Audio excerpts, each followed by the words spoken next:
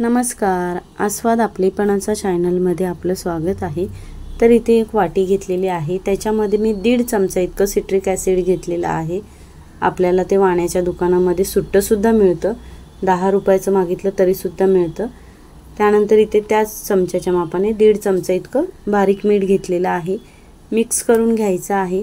तर आपण पितांबरी वगैरे घेऊन येतो बाजारातून, महाग पडते, आता पितांबरी महाग झाले तर आपल्याला भांडी घासावी वगैरे लागतात पितांबरीने। तर आज मी आपल्याला असं पाणी दाखवणार आहे ज्याने भांडी घासायची सुद्धा गरज नाही, नुसतं पाणी लावलं तरी पटकन आपली भांडी एकदम स्वच्छ होतात।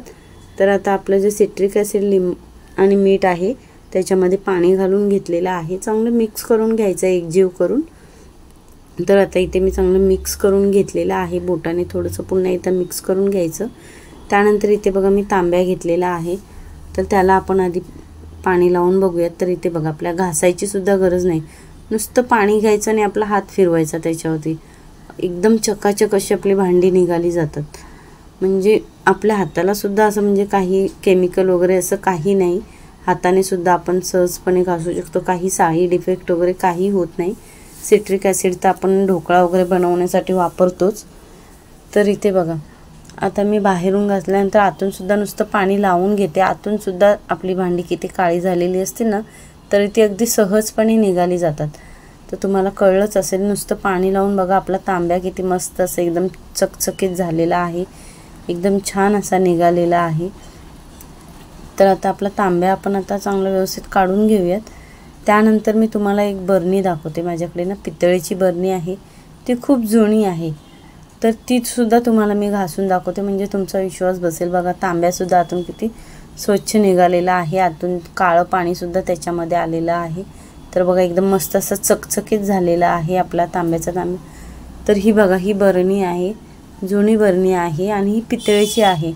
तर बघा किती काळी झालेली आहे, एकदम काळसर झालेली आहे ती, कारण ती वापरत नाही। तर मी ती सुद्धा तुम्हाला दाखवते, अगदी पाणी नुसतं लावून एकदम चकचकीत करून। तर आपलं जे पाणी आहे त्याच्यामध्ये हात बुडवून आपल्याला चांगलं असं व्यवस्थित सगळीकडे चोळून घ्यायचं आहे, आतून बाहेरून वगैरे सर्व बाजूने।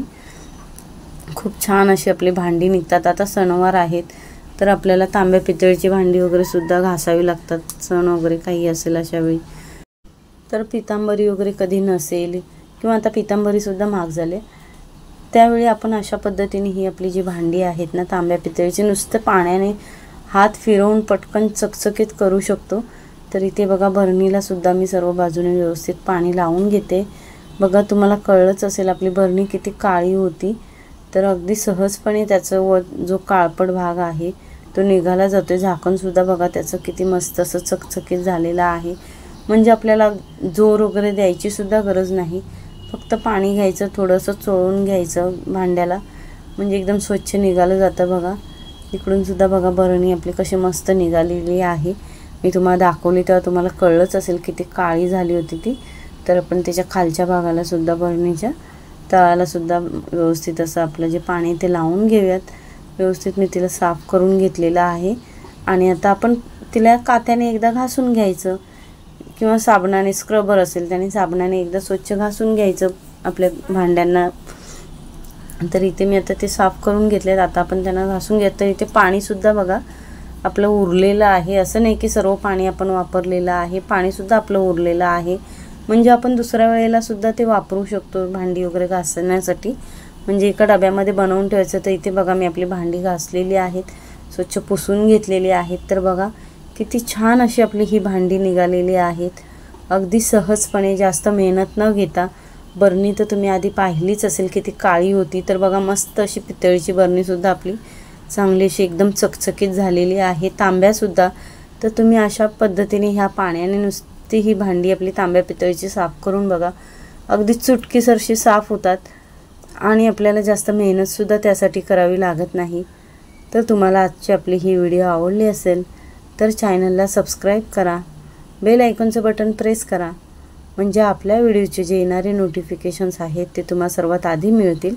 आणि व्हिडिओ बघितल्याबद्दल धन्यवाद।